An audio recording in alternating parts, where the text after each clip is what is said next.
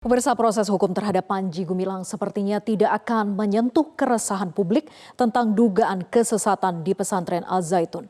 Menko Polhukam Mahfud MD menegaskan bahwa pemeriksaan Panji Gumilang bersifat pribadi, bukan lembaga.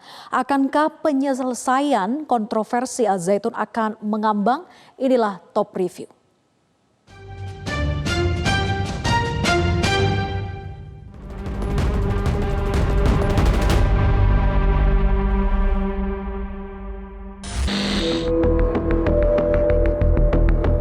Hari Senin siang sekitar pukul 14 waktu Indonesia Barat, pimpinan Pondok Pesantren Al-Zaitun, Panji Gumilang, tampak mendatangi panggilan Bareskrim Polri.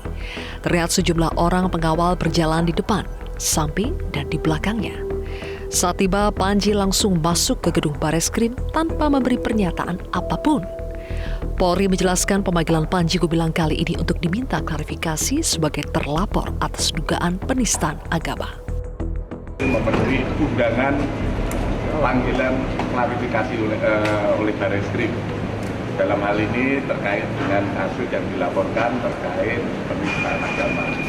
Kemudian proses yang sedang berjalan, penyidik saat ini sudah melaksanakan penyelidikan, sudah memeriksa beberapa saksi, baik itu saksi pelapor dan beberapa saksi.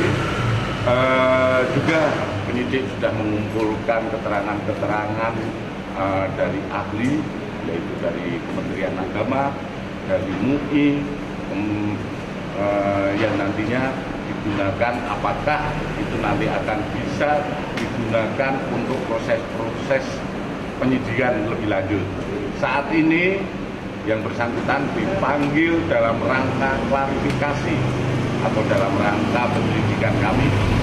Dirtipidum juga mengungkap bahwa sudah ada indikasi pidana terkait Panji Gumilang.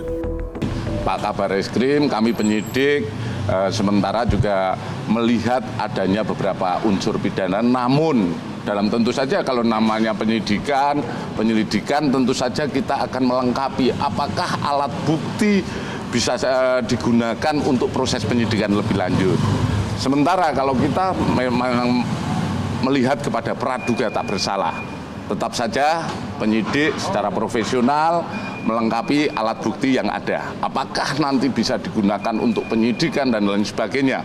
Tapi yang jelas sampai hari ini proses penyelidikan sedang berjalan. Sebelumnya, Menko Polhukam Mahfud MD mengungkap bahwa sudah ada 5 laporan kasus pidana dengan terlapor Panji Gumilang.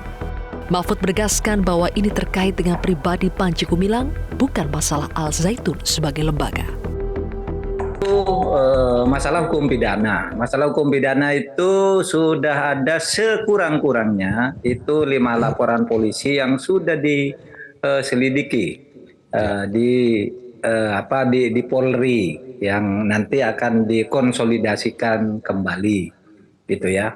Nah, kalau dalam tindakan pidana itu menyangkut orang, menyangkut personal, ya, menyangkut figur, bukan institusinya. Dan karena ini hukum pidana tidak boleh kita membiarkan, harus clear. Kalau memang tidak bersalah ya kita nanti akan umumkan tidak bersalah. Kalau bersalah ya proses hukum. Karena kalau kita sudah tahu di proses ada laporan, sudah diperiksa dan sudah diselidiki kok tidak diteruskan, bisa saja kita dianggap menghalang-halangi penegakan hukum. Sehingga saya sudah koordinasi dengan Polri, ini harus dikelirkan. Ada enggak kesalahan pidana tentang ini? Di sini Menko Polhukam ingin memisahkan antara pribadi Panji Gumilang dengan institusi Al-Zaitun. Namun keresahan publik terhadap Al-Zaitun bukan hanya soal pimpinannya Panji Gumilang, tapi juga ajaran yang dipraktikkan di dalamnya. Sejumlah pernyataan Panji Gumilang serta praktik keagamaan di Al-Zaitun yang dinilai menyimpang sudah beredar di masyarakat.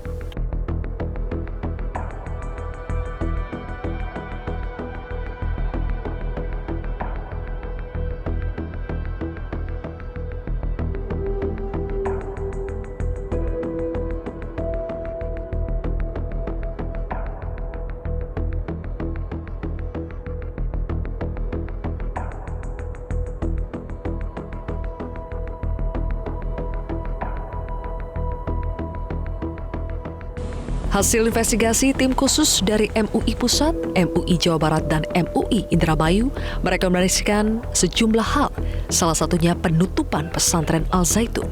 Rekomendasi kita pemerintah supaya segera menangani ya secara konkret apapun yang terjadi pelanggaran di Al Zaitun itu, baik yang menyangkut pemahaman agama maupun yang menyangkut tindak pidana kan gitu, termasuk administrasi penyelenggaraan sistem pendidikan.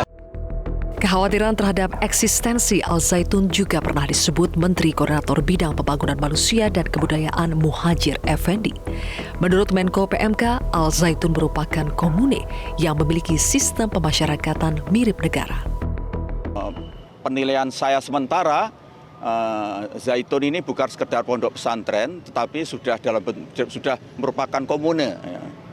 Komune itu artinya sebuah sistem sistem kemasyarakatan yang sudah mirip negara. Di sana sudah ada struktur hierarki, ada regulasi, dan regulasi itu sudah dibikin sedemikian rupa yang lebih menekankan pentingnya kepatuhan terhadap pimpinan. Bahkan kepatuhan tanpa reserve itu ciri-ciri komune gitu ya. Dan komune di beberapa negara menunjukkan bahwa ada penyimpangan yang sangat ekstrem, misalnya di Waco di Amerika Serikat terjadi pembunuhan massal, gitu. Kemudian di Jepang telah terjadi yaitu pelontaran gas sarin di kereta bawah tanah ya, itu adalah tanda-tanda komune yang ekstrim.